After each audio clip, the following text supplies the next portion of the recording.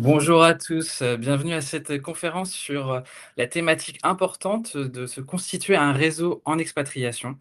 Donc cette conférence a lieu dans le cadre de la Maison de l'expatriation qui est présente en ligne toute l'année, mais qui est en ce moment même à Paris, dans les locaux de la CFE.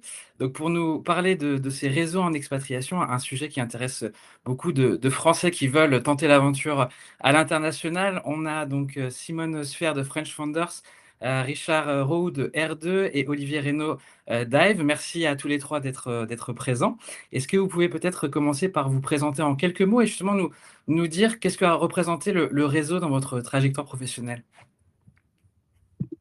Vas-y, Richard. Eh bien, enchanté. Donc, je suis Richard. J'ai fondé une agence de stratégie et de création de contenu il y a une vingtaine d'années. Comme j'ai pas eu d'expérience professionnelle avant que j'ai commencé à entreprendre dès 22 ans, c'est le réseau qui a réussi à construire la solidité de l'ensemble de ma clientèle et des personnes qui sont rentrées.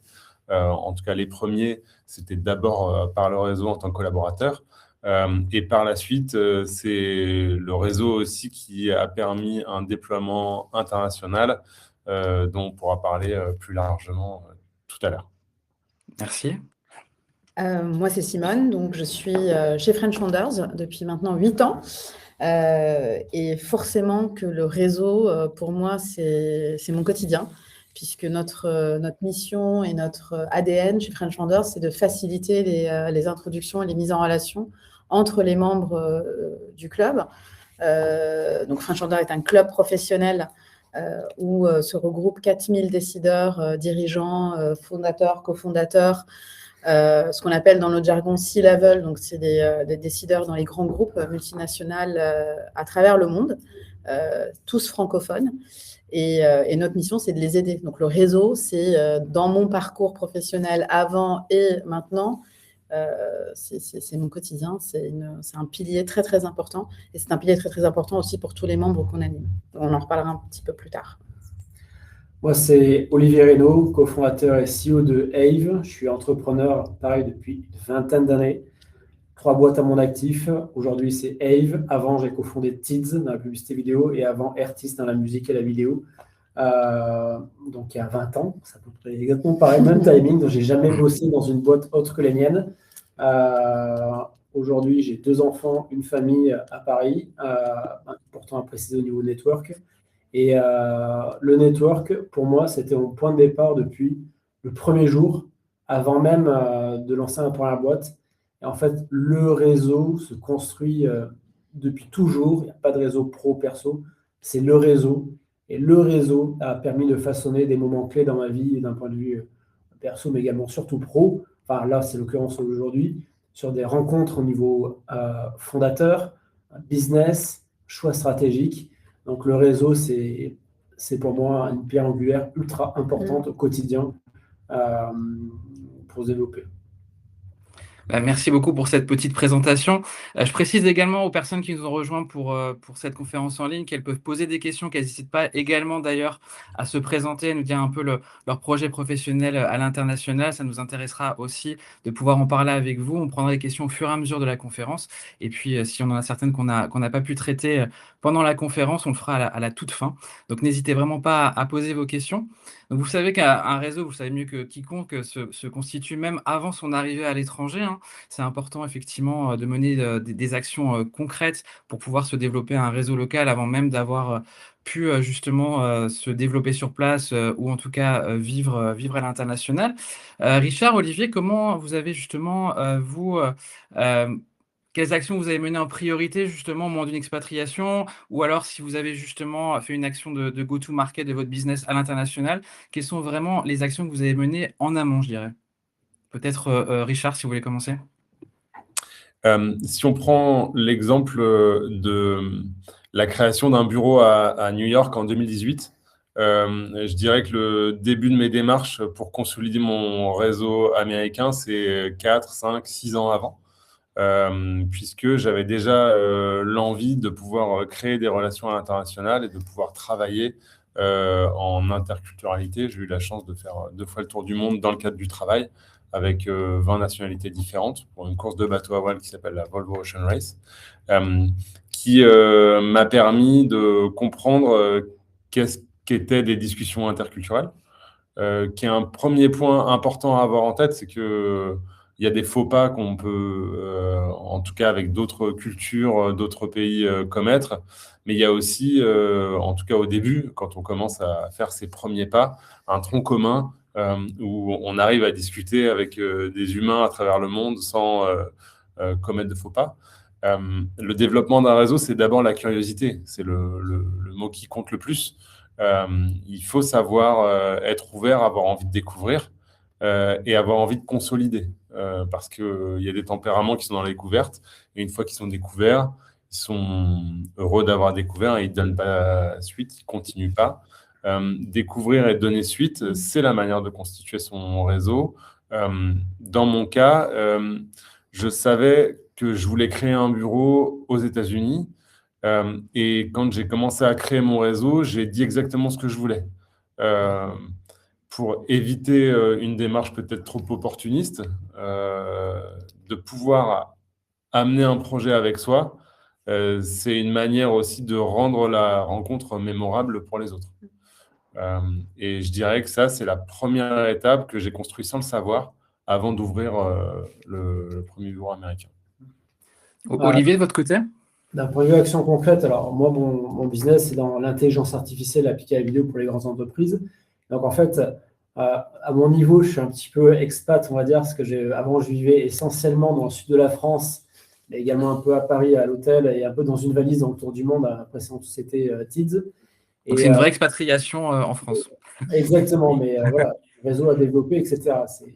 Je suis venu avec mes bottes à Paris, voilà, et avec aucun réseau vraiment ancré. Et donc, en fait, en réponse en 2 temps, quand j'ai lancé Ave, j'ai ouvert, on va dire, les chakras pour rencontrer plein de monde. En gros, j'ai fait un article, un post, un peu tout, pour dire, voilà mes sujets qui m'intéressent, c'était il y a 8 ans.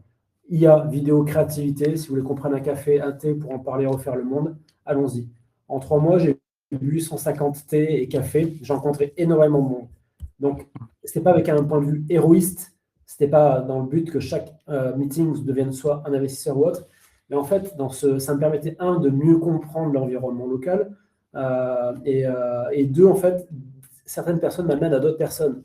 Car en fait, en faisant une rencontre, moi, bien sûr, je sais qu'est-ce que je cherche. Je cherche des associés, des recrutés, comprendre le métier, des futurs clients et potentiellement des investisseurs. Et quand je rencontre quelqu'un, à chaque fois, c'est « Ok, qui tu penses serait bien que je rencontre ?»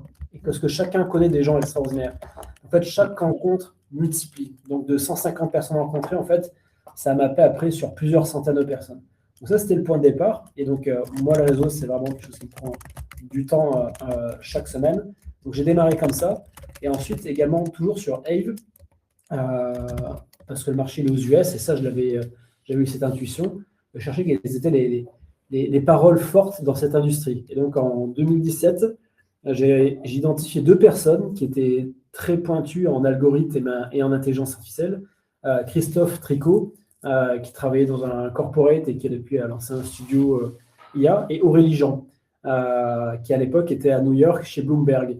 Donc, étant donné que je faisais des allers-retours à New York vis-à-vis de TIDS, en 2017, je suis allé à sa rencontre, on s'est connus, je lui ai partagé ma vision en 2017-2018 de l'intelligence artificielle dans la vidéo. Et voilà, donc j'ai créé des connexions comme ça. Et pareil avec Christophe Tricot à Paris, qui lui m'a présenté après d'autres personnes. Donc j'ai lancé de cette manière. Et ensuite, donc ça c'est en cherchant les personnes qui comptent. Donc il faut vraiment fouiller, chercher, tester. Et parfois ça ne fonctionne pas, mais il faut y aller.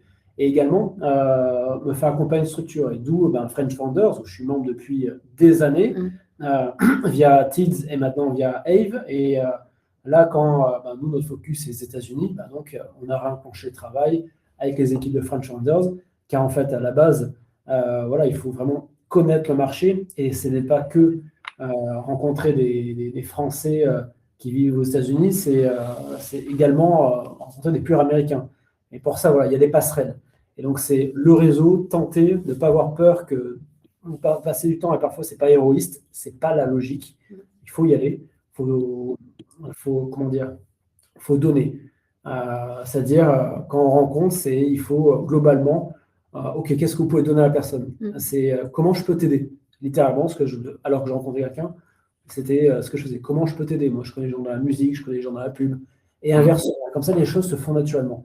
Voilà, le réseau se fait et c'est la manière dont j'ai initié ça récemment, ces dernières années. Si je peux juste Bien sûr, un petit mot pour repréciser au cas où pour que les personnes qui se connectent comprennent un peu mieux. En fait, French Founders, effectivement, c'est un réseau pour Olivier, pour Richard, pour les individus qui sont en France et qui veulent avoir une fenêtre à l'international parce que dans leur métier, dans leur entreprise, l'international est important. Et un réseau pour ceux qui sont déjà expatriés partout dans le monde pour garder justement le réseau, pour faire vivre et grandir leur réseau pendant qu'ils sont à l'étranger. Ça, c'est pour la partie individuelle. Et on accompagne également, comme le disait Olivier, les entreprises qui veulent s'expatrier, qui veulent faire des go-to-market à l'international et qui veulent justement explorer les possibilités, les opportunités. Donc, on a ces deux parties-là qui vont accompagner à la fois les individus et les entreprises. Et vous avez dit deux choses hyper importantes que nous, on répète très, très souvent. C'est la curiosité. Et donc, ça, c'est les deux clés dans un réseau. C'est être curieux de l'autre et donner pour recevoir. Ne pas commencer juste parce que vous avez des besoins et que vous avez repéré effectivement les personnes qui peuvent répondre à votre besoin. Il faut partir avec ce côté curieux très ouvert parce que dans chacune des rencontres, il y a toujours quelque chose que vous gagnez et donc que vous donnez aussi parallèlement. Et c'est comme ça que ça marche. Peut-être justement aussi, Simone, vous pouvez nous dire que à travers de French Founders, il y a aussi des différents canaux qui sont possibles entre le retour d'expérience des expatriés, mais aussi le réseau local qu'on peut se créer sur place. Quelles différences et quels avantages finalement les deux peuvent apporter? Le retour d'expérience est clé, surtout pour des entrepreneurs qui veulent se lancer ailleurs, qui veulent lancer leur business ailleurs.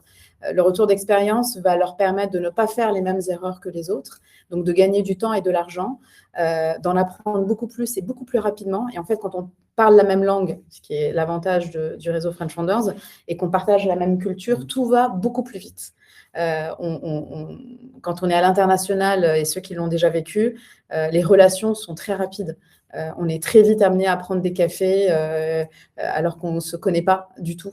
On est très vite amené à partager assez rapidement nos pains, comme on dit, et nos challenges de manière très ouverte et très transparente, ce qui en fait évite toutes ces étapes en général qui sont longues quand on est sur place localement.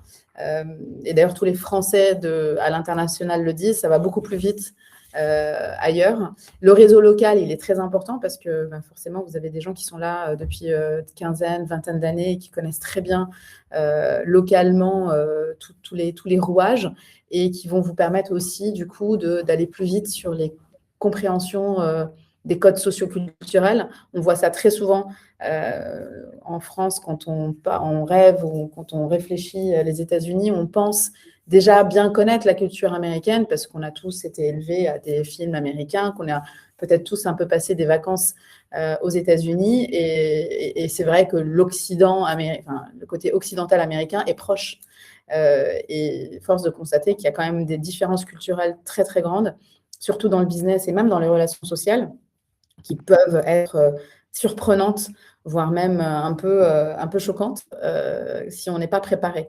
Et d'avoir tous ces côtés-là partagés avec le réseau en amont aide beaucoup, énormément. Alors justement, on parle justement de l'interculturalité, c'est un vrai sujet. En fonction des marchés, le pitch peut être très différent. Richard, comment vous avez réussi à vous adapter? La première étape de l'adaptation, c'est déjà la découverte et French Founders, on en parlait tout à l'heure, c'est un décodeur au départ. Si on prend l'exemple des États-Unis, mais c'est intéressant parce qu'on pense qu'on est proche alors qu'on ne l'est pas. Au Japon, on sait qu'on est différent, donc on est vigilant sur ce point-là. Aux États-Unis, on va avoir tendance à trouver vite qu'on se ressemble et 1 mois, 2 mois après, déchanter parce qu'il y a des différences drastiques au niveau culturel, notamment dans le business. Donc, l'adaptation, elle a été facilitée grâce aux échanges en mode petit-déj sur les pièges dans lesquels tous les Français expatriés sont tombés. Et ça permet d'être vigilant dès les premiers rendez-vous, plutôt que de ne pas être vigilant, de trouver que les choses vont bien, alors qu'en fait, on est complètement à côté de la plaque. On est tous passés par là, on se dit « Ouais, c'était super, ça s'est hyper bien passé », puis en fait, on se rend compte en rembobinant que c'était juste une catastrophe. Donc, c'est parce qu'on n'a pas les codes culturels des gens avec qui on échange. Donc, l'adaptation, elle a été accélérée grâce au réseau et de trouver une routine aussi pour pouvoir progresser en même temps que les autres ou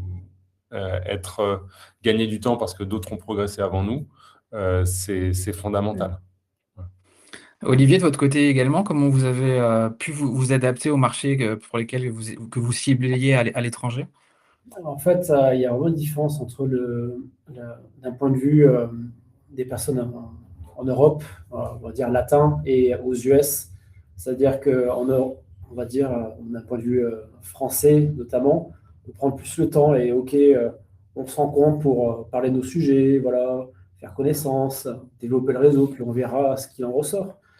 Alors qu'aux États-Unis, on vient, certes, on a une vision, on a quelque chose qu'on amène. En fait, il faut qu'on vienne avec quelque chose de concret, car on vous reçoit beaucoup plus facilement, mais en fait, c'est transactionnel au final.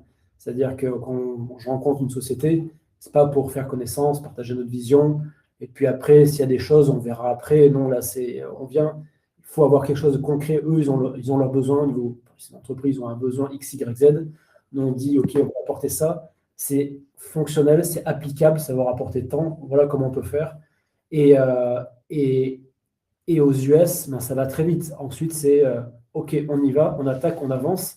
Ça reste du transactionnel majoritairement et rapide et efficace. Alors qu'en France, on prend beaucoup plus de temps, on va avoir une autre personne, OK, on se retrouve, on réfléchit encore. Voilà, donc il ne faut pas perdre ça de vue. Et comme dit Richard, en effet, des petits déjeuners aux US, ce n'est pas pour forcément refaire le monde, on avance, c'est business et pour avoir des points, pour avoir un agenda clair et efficace, quoi. Donc c'est vraiment la différence. On est accueilli très facilement, on écoute, mais par contre, on n'est pas là pour perdre du temps. Il faut être pragmatique. Ouais. Il y a un autre point important à avoir en tête, c'est cette idée de tronc commun interculturel qui fonctionne pour ne pas se prendre les pieds dans le tapis et ensuite de pouvoir décoder ce qui fonctionne, ce qui ne fonctionne pas, s'étonner après de ce qu'on n'aura pas anticipé. J'ai eu la chance de travailler dans 24 pays différents et c'est sûr que quand on arrive au Brésil, où c'est un pays magnifique, où il y a quelque chose d'hyper envoûtant dans ce pays. En l'occurrence, moi, j'étais à Rio, rien à voir avec Sao Paulo. Donc là, il y a déjà des différences culturelles énormes, hein. Les gens de Sao Paulo, ils disent « nous, on gagne l'argent que Rio dépense ».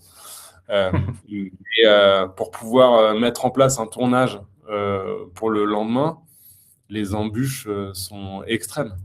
Des gens qui sont là et qui ne veulent pas répondre, qui ne veulent pas faire avancer les choses parce qu'ils sont dans une autre temporalité. Ça, on le découvre sur place. Et après, il y a des codes. Donc, il y a des codes qui sont interculturels et des codes d'adaptation par pays. Et ça, grâce au réseau, je pense qu'on peut se faire un petit lexique assez rapidement sur 1 ou 2 jours pour ne pas se prendre les pieds dans le tapis. Puis après, il faut y aller. Il faut se tromper. Oui, puis finalement, les codes culturels sont les codes culturels que connaissent tous les expatriés, c'est-à-dire qu'il faut effectivement, via les gens qu'on rencontre sur place, appréhender ces codes qui peuvent après se traduire dans le monde professionnel. Justement, Simone, comment on concilie ce réseau social local et puis ce réseau professionnel? Est-ce que les 2 sont liés ou est-ce que finalement ils sont un peu séparés? Alors, je suis assez d'accord avec ce que Olivier a dit tout à l'heure. En fait, le réseau, c'est le réseau.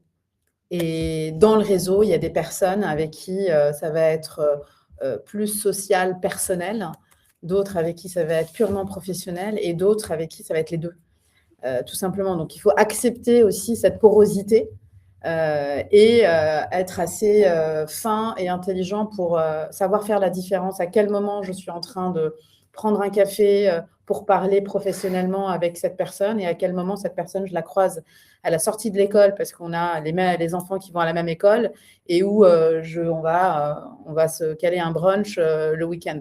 Donc, il y a, comme je le disais au tout début, c'est très rapide en dehors de l'Hexagone. Ça va très vite et clairement, que ça soit les écoles franco-américaines ou les écoles où il y a des Français qui vont, l'école est un moyen très, très fort aussi de réseautage social qui va permettre aussi de se dire ah bah tiens, toi aussi, tu es chez French Founders, par exemple. Bah oui, on se retrouve à l'event la semaine prochaine, super. Et donc, de créer des liens et des ponts entre ces différents mondes, mais qui ne sont pas vraiment séparés. Et je ne suis pas certaine que ça soit bon de les séparer. Enfin, moi, là, je vais mettre ma casquette plutôt perso. Moi, j'ai grandi dans des environnements internationaux aussi, de par mes origines et de par les différents pays où j'ai vécu. J'ai jamais vraiment fait la différence entre, de manière drastique, avec des murs entre le pro et le perso. Parce qu'il y a des ponts à voir entre les deux. Quand je vois Richard, je pense à le présenter à quelqu'un. Quand je vois Olivier, c'est pareil. Et des fois, c'est des gens que je connais très bien personnellement, et des fois, c'est des personnes qui ne sont pas proches personnellement, mais professionnellement. Et ça, c'est une gymnastique cérébrale qu'il faut commencer à entraîner dès le plus jeune âge. Donc moi, j'encourage ma fille à le faire très, très jeune, parce que c'est comme ça, justement, qu'on est curieux, et c'est comme ça qu'on apprend à se créer un réseau avec un grand R. Alors justement, comment faire la transition entre le personnel et le professionnel sans paraître vraiment opportuniste? C'est-à-dire demander des recommandations à quelqu'un qu'on vient de rencontrer, pouvoir justement aussi avoir des introductions dans le secteur. Peut-être Richard, vous pouvez nous expliquer comment vous pouvez procéder? Euh, bah, Comme Olivier le disait tout à l'heure, en fait, c'est en donnant.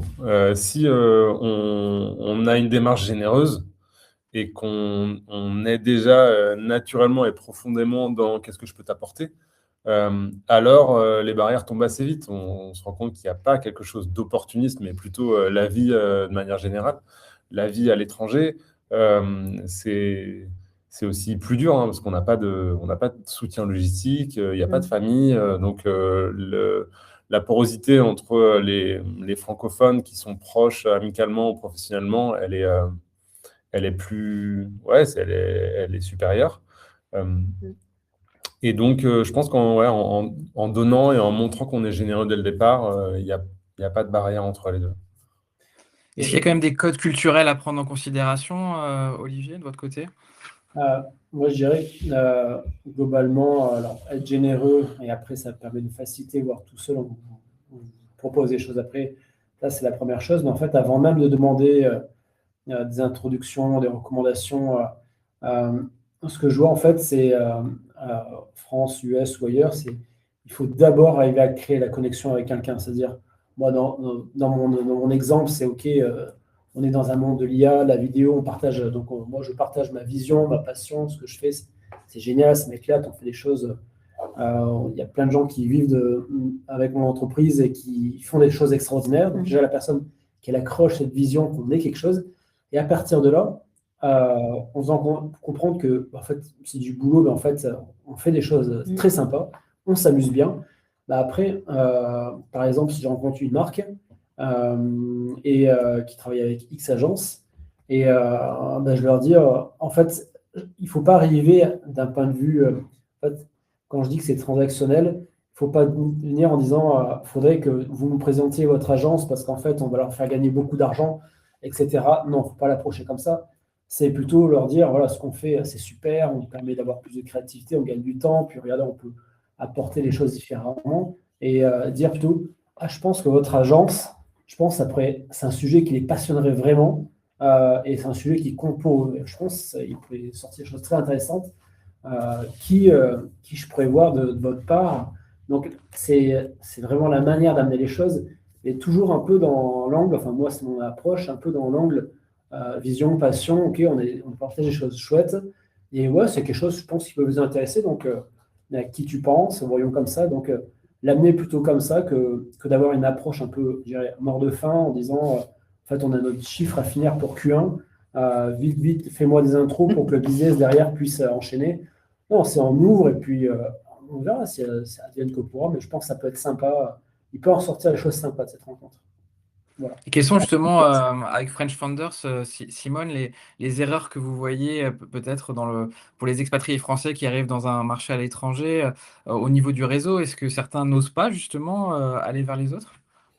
Il y a une erreur qu'on voit très souvent, c'est justement les personnes qui arrivent en pensant savoir déjà beaucoup de choses et en n'étant pas assez, je dirais, ouverts au fait on ne sait pas et de dire ok, je ne sais pas, d'accepter le fait de ne pas savoir et du coup de reproduire un petit peu ce qui marche en France en pensant qu'en faisant un copier-coller aux États-Unis, ça marcherait aussi. Ça, c'est non, ça ne marche pas, malheureusement. Il faut s'adapter, il faut être curieux, il y a quelque chose que tu disais tout à l'heure aussi qui se résume par le fait que l'entraide est clé. Donc, arriver avec d'abord l'envie de se dire qu'est-ce que moi je peux t'apporter, comment est-ce que je peux aider et comment est-ce que tu peux m'aider aussi. J'ai besoin de comprendre. Donc, poser des questions, être ouvert, être curieux et accepter de ne pas savoir, déjà, de base. Et accepter de se tromper aussi. Ça, c'est culturellement, en France, ce n'est pas forcément quelque chose d'évident.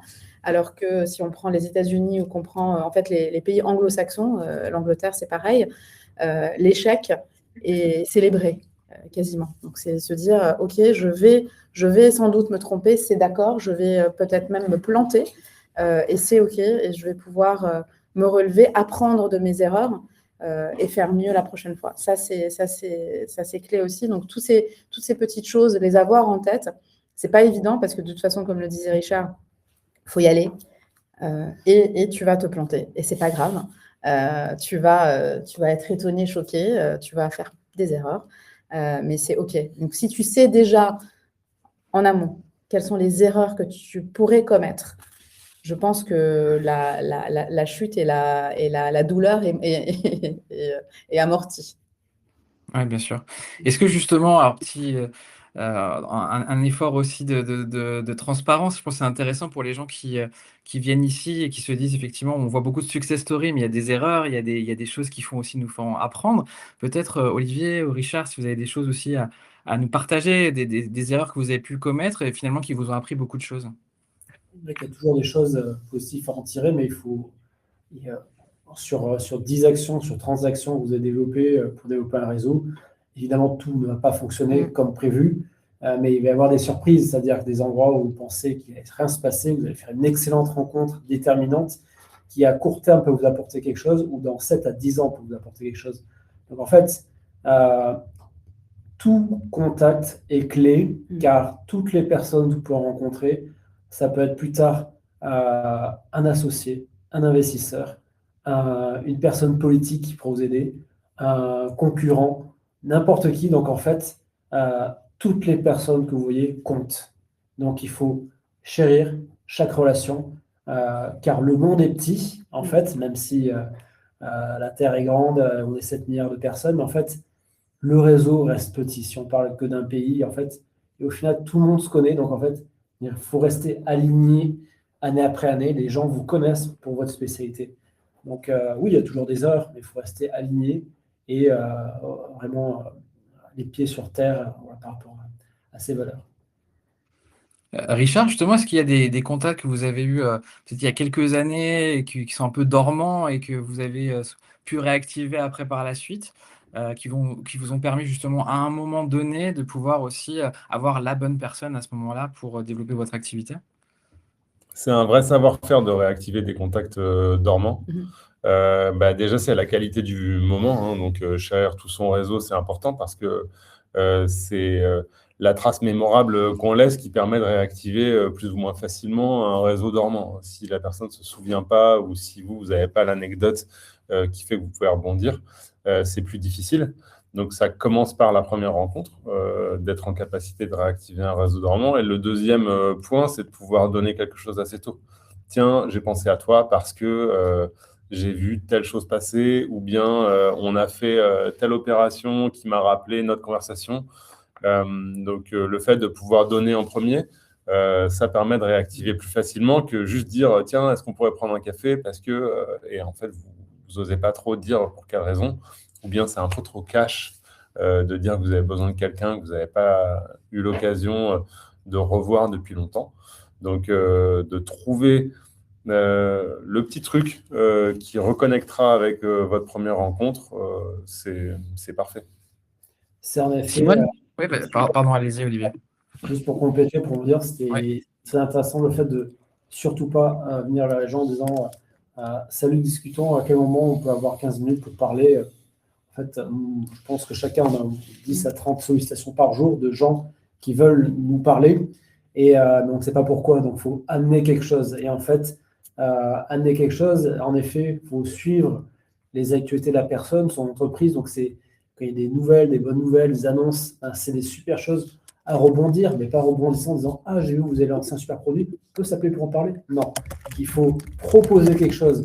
Moi, si on ne propose pas quelque chose, malheureusement, j'ai tellement de sollicitations, ce serait très compliqué. Première chose, et après, il y a des moments dans l'année, des opportunités pour réenclencher, pour donner des updates. Il y a la période magique du mois de janvier. Là, donc, c'est la période open pour écrire à tout son réseau et pour donner des infos intéressantes. Car en fait, même ce ne sera pas forcément pour se revoir, mais pour donner les updates. Et donc, une personne avec qui vous donnerez des infos, où vous ne demandez pas forcément quelque chose. Donc, c'est un échange, un mail ou deux par an, voilà. Et après, au moment donné, il y a quelque chose qui sera installé.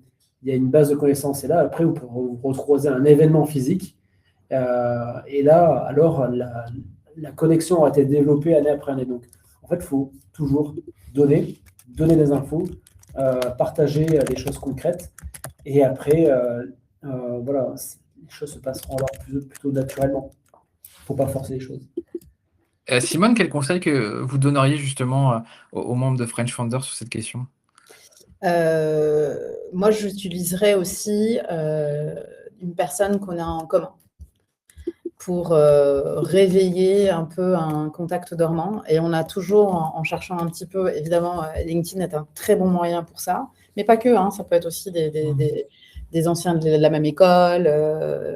On a fait des études ensemble, on a été collègues à un moment donné. Donc, retrouver une personne qu'on a en commun et demander à cette personne si elle est assez proche de l'autre personne avec qui on aimerait se rapprocher, de nous remettre en contact. Et ça, c'est assez facile parce que, je sais que vous connaissez certainement, on vient de se recroiser, je vous remets en contact pour que vous puissiez vous donner des nouvelles. Et ça marche plutôt bien quand on fait ça aussi. Mais il faut effectivement garder un espèce de fil rouge de temps en temps, repinguer des gens, les revoir. Et c'est du boulot, hein, entretenir un réseau, c'est notre travail aussi.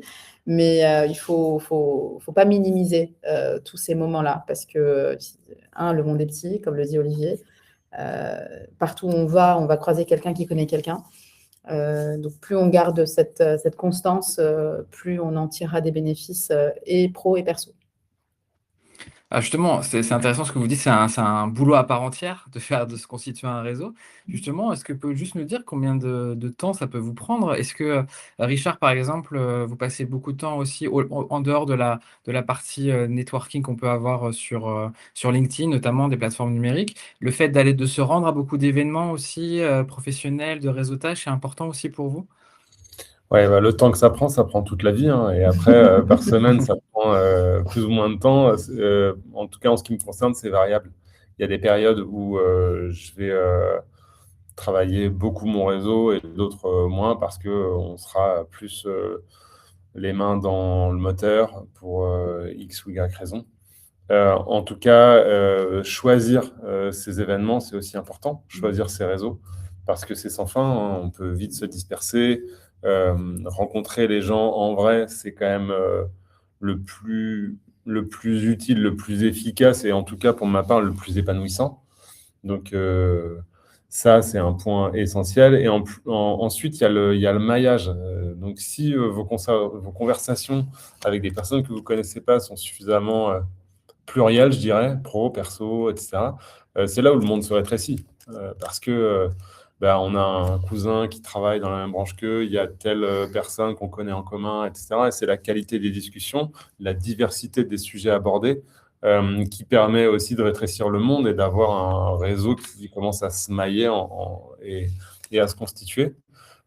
Ensuite, si vous avez l'occasion d'être un tiers, comme Simone le mentionnait tout à l'heure, de pouvoir starifier la personne que vous mettez en contact, c'est intéressant. Starifier sans mentir, bien sûr, mais dire, voilà, c'est un expert là-dedans. C'est hyper bien que vous puissiez être mis en relation. C'est aussi donner la tonalité positive de la force du réseau. Donc, je vous invite à le faire quand vous êtes sollicité pour mettre 2 personnes en commun et vous allez voir, ça va vous revenir. Olivier, de la même façon? Le temps que ça prend, en effet, ça dépend. Moi, ça fait plus de 20 ans que je travaille mon réseau, avec des personnes avec qui je suis toujours en contact après plus de 15 ans, 20 ans. C'est pas la même fréquence, il n'y a aucune régularité. Ça dépend vraiment des moments de vie de vous et de votre boîte, de vos projets, de vos missions. Mais en gros, si on doit faire une moyenne, moi, ça me prend quelques heures, plusieurs heures par semaine. C'est variable. Alors, c'est bien sûr, il faut éviter de se faire absorber par trop de réseaux parce qu'après, vous n'avez plus le temps de réfléchir, de produire vraiment de la réflexion sur la stratégie, des choses, etc.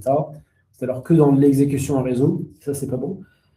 Mais ça prend vraiment du temps.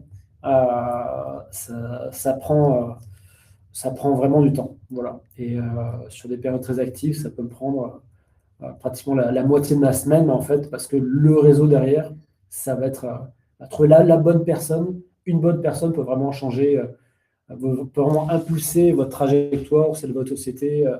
Donc voilà, c'est toujours le réseau pour après trouver là les bonnes personnes qui vont changer votre trajectoire. Donc, et en effet, choisir ces bons réseaux, parce qu'en effet, on peut s'épuiser dans des réseaux où derrière,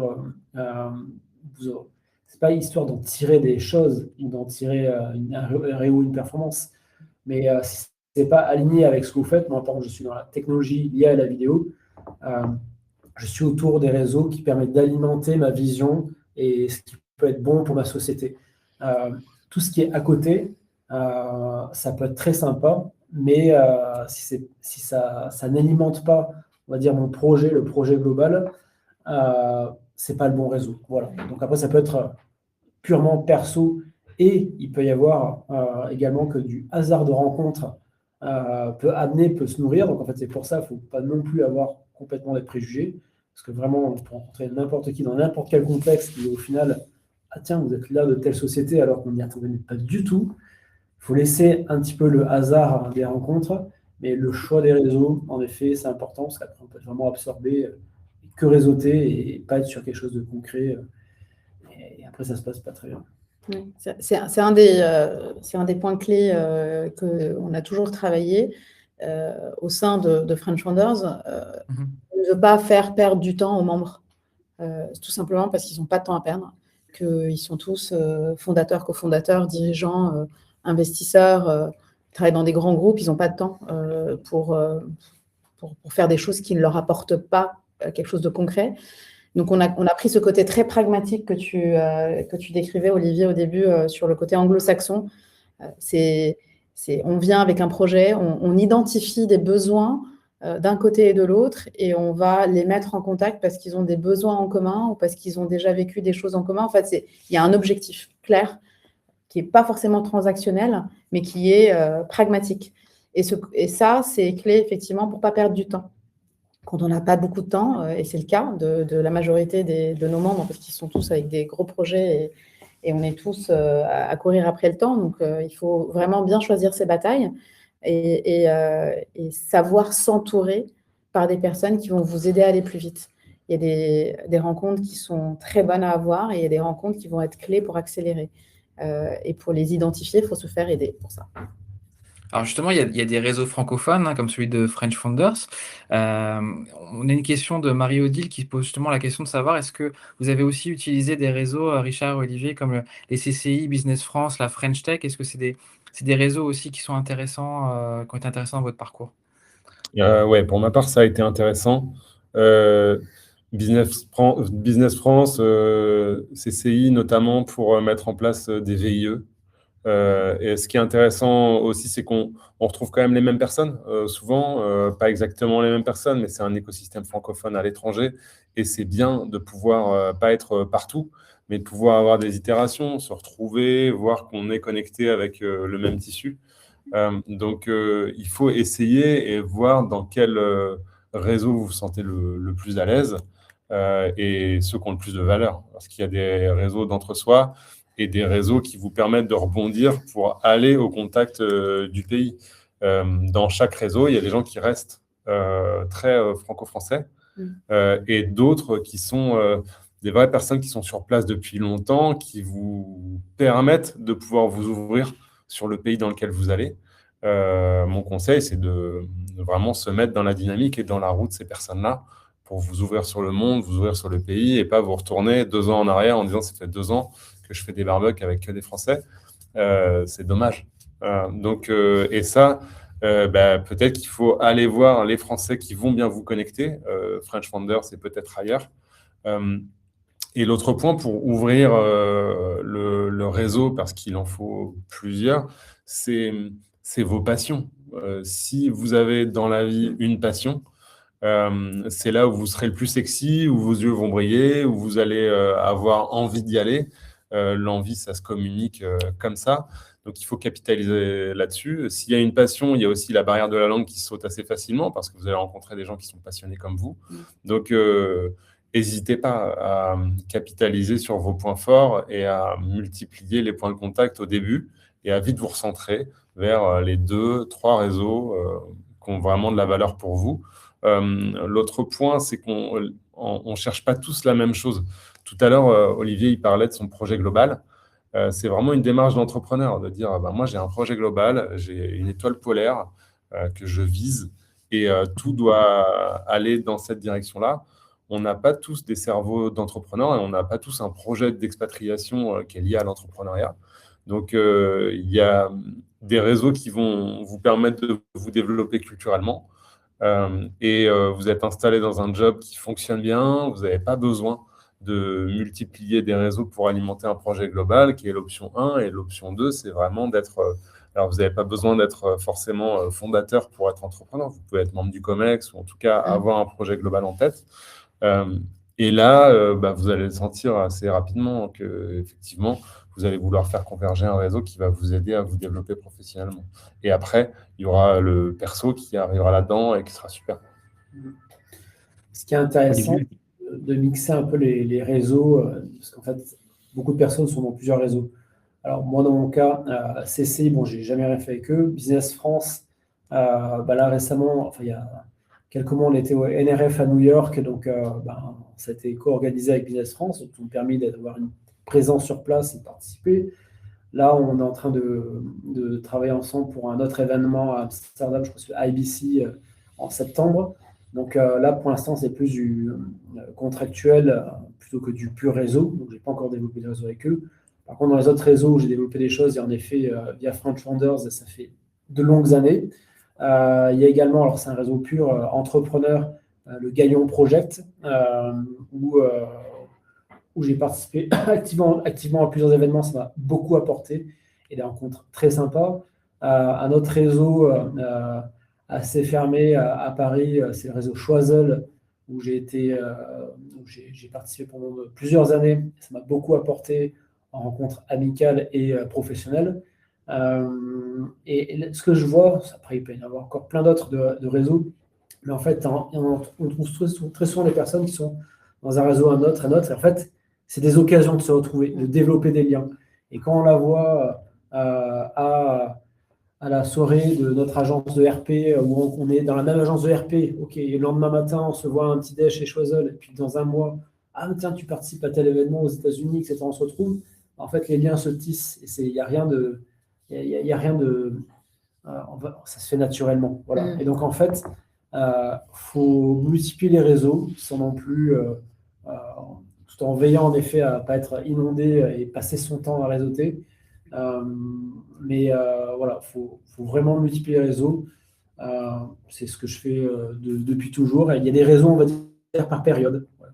Le Galion, Choiseul, c'était vraiment une période. Là, aujourd'hui, c'est plus French Founders, parce qu'il y a une optique plus internationale. Et après, là, je suis en train de tester d'autres réseaux, notamment, par exemple, c'est pas vraiment un réseau, c'est plus un club, le club Soho. Donc, il y a un Soho à Paris, il y en a aux États-Unis. Là, je vais participer à une table ronde au Soho Malibu. Donc là, je vais pouvoir développer. Ça va être l'occasion d'inviter des gens, de rencontrer, de faire des connexions. En fait, c'est des occasions pour créer des connexions. Voilà. Et pour échanger. Là, vous les avez évoqués justement, Olivier. On avait une question sur les réseaux non francophones aussi qui peuvent être utiles, les réseaux locaux là pour le coup, ou même internationaux hein, qui sont aussi sur plusieurs pays. Est-ce que c'est la même démarche que vous avez aussi sur place avec ces réseaux? C'est-à-dire que l'idée, c'est pour se connecter, c'est toujours bien sûr montrer ce que l'on peut apporter aussi à l'autre, et c'est toujours, ça reste toujours un échange finalement. Évidemment, là, si je prends une anecdote très claire, là, dans un mois, pour un panel au Soho House de Malibu, c'est une amie que je connais depuis presque 10 ans. On partage la même vision dans les technologies, la musique, la vidéo. Elle est à LA depuis 8 ans. On échange tous les ans, on se voit. Voilà, c'est en entretien, puisqu'on partage les mêmes passions et un peu le même réseau. On se fait des visualisations, etc. Et quand je dis, je viens à Las Vegas, à Los Angeles, parce qu'on entretient du réseau, du contact, on s'envoie des astuces, je lui fais des intros, elle me fait des intros, là, elle a tiqué, elle me dit, ça tombe bien, je gère une partie de l'event chez Soho, je t'organise un event dans ce que tu fais lié à la vidéo. Ok, donc là, c'était un peu la super intro de Richard, donc je n'ai même pas demandé, c'est elle qui propose, ok, parce que je fais ça, parce que ta vision, elle plaît à des gens, organisons ça de manière ad hoc. Donc, en fait, voilà, la meilleure des choses, c'est d'avoir, en fait, c'est quelque chose, enfin, c'est de ne pas les demander et qu'elles viennent vers vous. C'est une bonne science, mais voilà, c'est tout en discutant et en entretenant des relations sincères avec les gens, année après année, que les choses se font.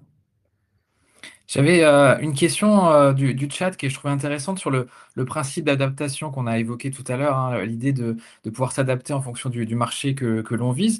Mais comment faire pour quand même conserver sa propre culture aussi française, entrepreneuriale, sa propre façon d'être finalement? Quel est le compromis qu'on peut faire finalement entre les deux? C'est une question et une gymnastique, là pour le coup, étant moi biculturelle, en fait, tu fais les choix de ce que tu aimes dans l'autre culture et que tu veux embrasser. Donc déjà être à la base ouvert en se disant mon identité, c'est celle finalement que j'ai envie de me créer.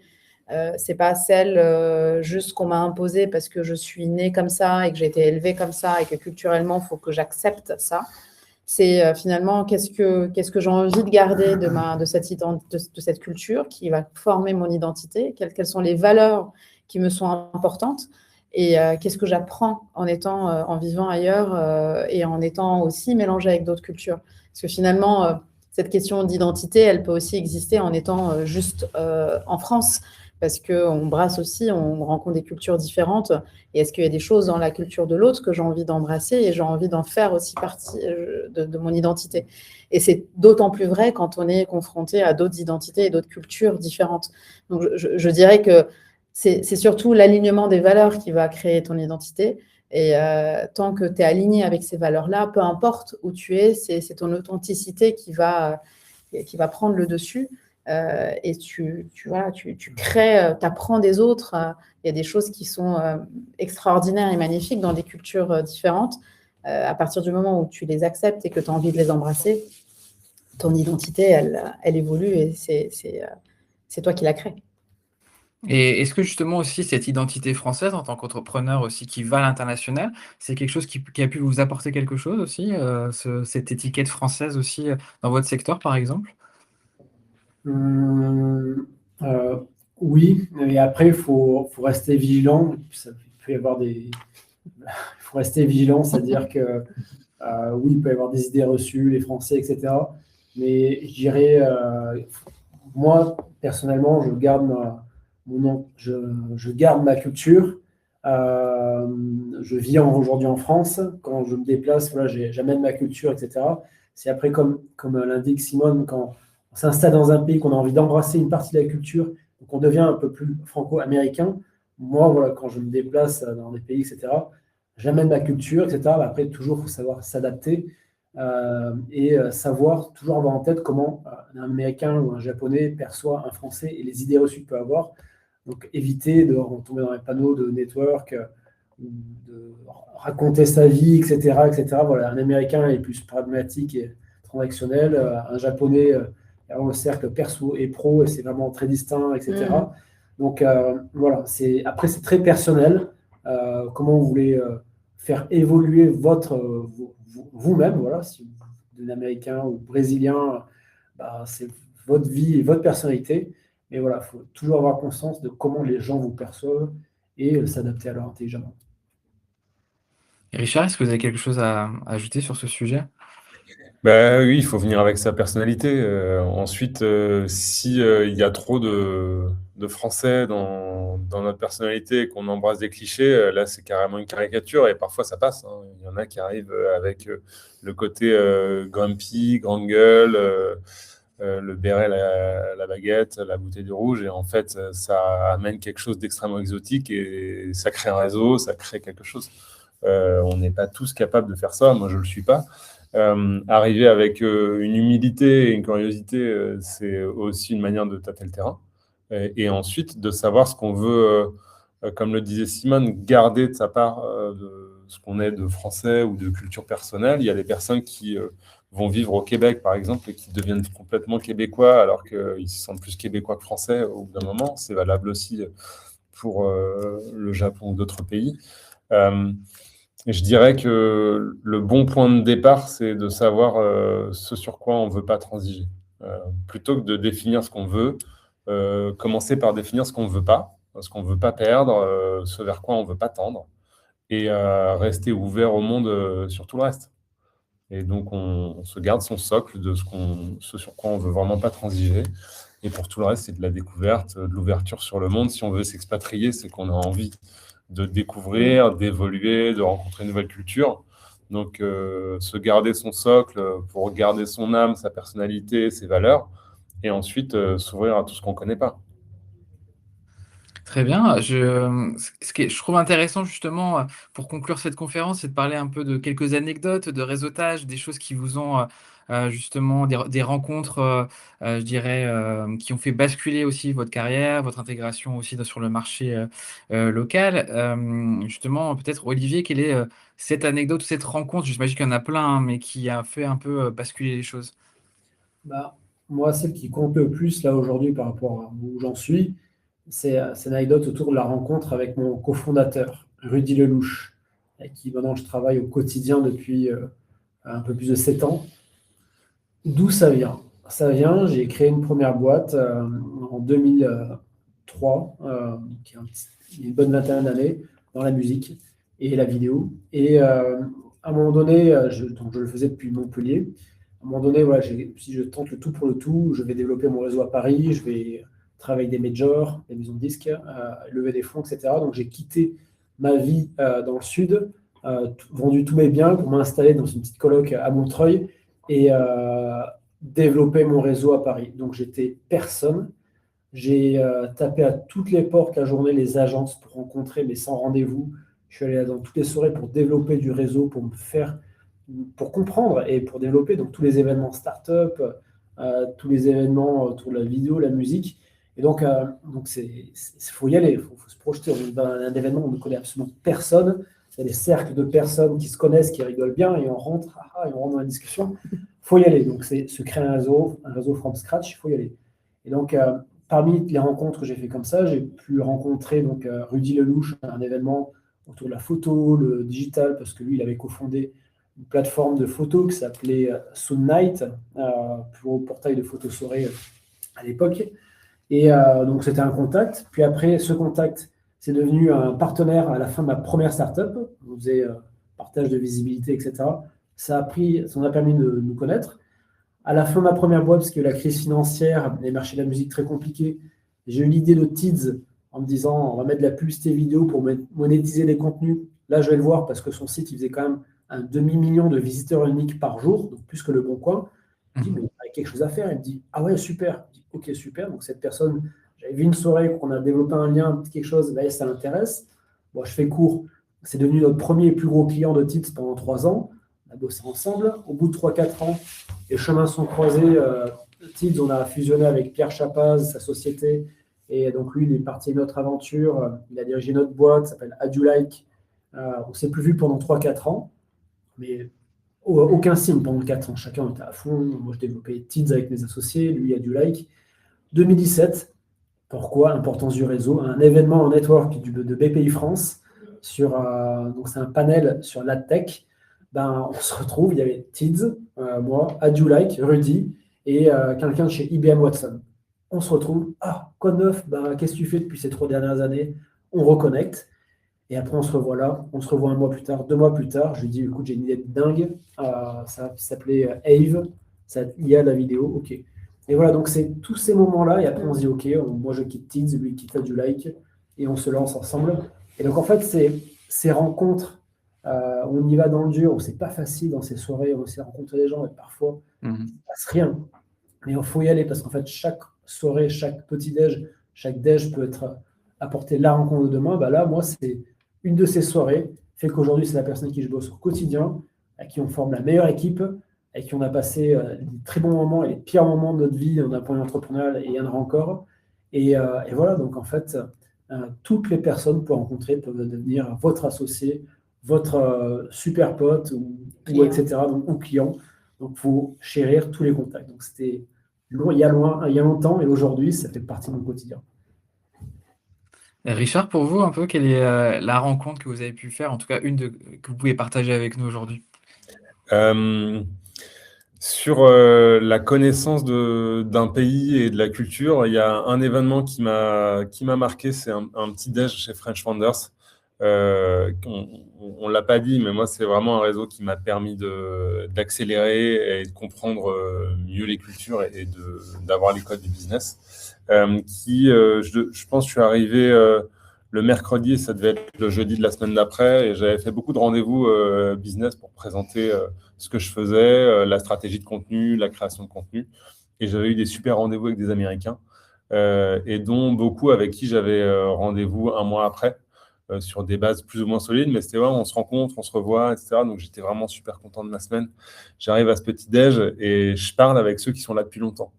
1 personne, 2 personnes, 3 personnes, et le truc qui revient le plus, c'est le nombre de fois où on s'est fait balader par des Américains qui nous disaient c'est super ce que tu fais, c'est génial, on se revoit dans 1 mois. C'est excellent, on se revoit dans 2 mois, vas-y, remets-moi un rendez-vous, ça va être génial. Et là, ma semaine, que je pensais être une semaine formidable, il a fallu que je redécompose le super c'est génial pour de vrai ou le super c'est génial parce que c'est une manière de repousser l'échéance et de ne pas dire qu'il n'y aura pas de suite. Et je me suis retrouvé à devoir reprendre l'ensemble de mes rendez-vous et me dire, OK, lesquels sont des vrais futurs rendez-vous et lesquels sont des serpents de mer qui vont me balader pendant 1 an. Et donc, j'ai pu faire les rendez-vous d'après au prisme de ce petit déjeuner qui a changé beaucoup de choses et qui m'a fait gagner beaucoup de temps en une matinée. Très bien. Simone, de votre côté?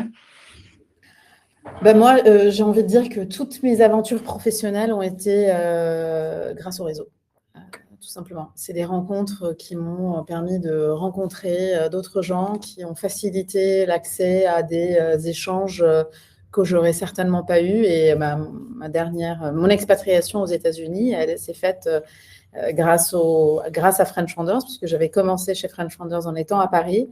Une des membres de French Founders que je connaissais me dit tiens, il y a ce poste-là il cherche quelqu'un. Elle m'a mis en relation avec la personne qui dirigeait le bureau de Paris et ainsi de suite. Et j'ai pu accéder à la fois à ce job, mais aussi à un réseau extraordinaire qui m'a permis un an après de déménager et de m'expatrier moi-même avec ma famille et mon mari à New York. Et j'y vis depuis 7 ans. Et toutes les rencontres que je fais au quotidien, il n'y a pas un seul jour où je ne sors pas d'un appel avec un des membres sans me dire « Waouh, quel parcours !» J'apprends tout le temps. Donc, voilà, il y a un des premiers petits déjeuners que j'ai fait avec French Founders à Paris. C'était un membre qui se présentait et qui avait créé 3 boîtes sur la West Coast, qui les avait vendues à 3 grands groupes, Adobe, Microsoft, IBM, dans son garage. Il a créé ces boîtes et il revenait de son 3e Ironman, donc il était un petit peu fatigué. Et je suis sortie de ce petit-déj en me disant « Waouh, ok ». Et c'était un monsieur tout le monde. Donc, c'est des rencontres qui sont à la fois inspirantes et qui peuvent, comme l'a témoigné aussi Olivier, aboutir à de super belles histoires et des aventures extraordinaires. Donc, voilà, c'est pour ne pas hésiter. Merci beaucoup, Simone. Juste une peut-être dernière question, justement. Comment devenir membre de French Founders et la présence peut-être à l'international de French Founders pour les gens qui seraient intéressés de vous rejoindre? Alors, devenir membre de French Founders, il n'y a pas besoin d'être à l'international. On peut être en France. On a notre plus grande communauté, elle est à Paris d'ailleurs. Aussi, on est présent dans une quinzaine, vingtaine de villes dans le monde. Il y a 2 choses. Il y a un club fermé pour les dirigeants, les fondateurs, les cofondateurs et les investisseurs. Donc, il faut être ou à la tête de son entreprise ou faire partie d'un grand groupe, mais il faut être C-level, donc VP C-level, il faut parler français. Il y a 2 critères d'éligibilité pour faire partie du club. Et ensuite, on a un réseau plus ouvert où là, l'inscription, elle est gratuite. Vous rejoignez un réseau de 25 000 francophones partout dans le monde. Il y a des expériences qui vous seront proposées aussi. Et il suffit d'aller sur frenchfounders.com en tout attaché pour voir les différents parcours qui vous sont proposés. Merci beaucoup à tous les 3 pour cette conférence. J'espère que ça donnera plein de bons conseils pour les personnes qui veulent justement développer leur réseau international. Et puis, on propose à toutes les personnes également de prendre rendez-vous à la Maison de l'Expatriation. On offre aussi un accompagnement gratuit pour ceux qui veulent partir à l'étranger. Et puis, je vous souhaite à tous une très bonne journée. À bientôt. Merci Damien, merci à Damien. tous. Merci, au revoir.